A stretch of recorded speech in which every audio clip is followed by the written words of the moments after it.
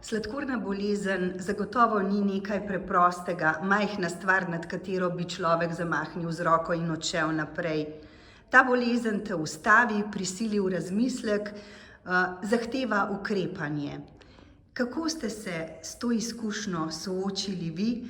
Kako premagujete oziroma ne, kako obvladujete bolezen, ne da bi bolezen obvladovala vas, in kaj priporočate vsem, ki se bodo kadarkoli v življenju soočili s takšno boleznijo?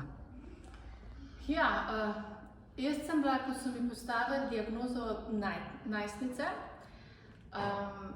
in v tistem prvem momentu je bil moj največji strah, kako si bom znala dati injekcije, ne. Mislim, da so bili v mnogo večji stiski moji starši. Ne vem, jaz sem takrat kar nekako zakorakala v vse to, niti se mi ni zdelo, da imam neko blazno izbiro. Mogoče o tem več razmišljam zdaj, ko sem starejša, pa ko imam svoje otroke. In sem mnenja, da je zagotovo za starše to mnogo hujši šok kot mogoče, saj če dobiš v mojih letih, sem bila stara dobrih 13. Kaj pa narediti, je nič pogledati temu v oči, si pridobiti čim več znanja, spoznati samega sebe in potem to nekako ukomponirati v življenje. Se obdati z ljudmi, ki ti znajo stati ob strani, ki so se pripravljeni kaj se naučiti in iti pač dan za dnem. Mogoče z nekaj več organizacije in načrtovanja, ampak ni meja. V bistvu pravijo, da človeka taka izkušnja nikakor ne sme ustaviti. In to ste zelo povedno opisali tudi vi. Kako se vam pravzaprav danes kaže bolezen?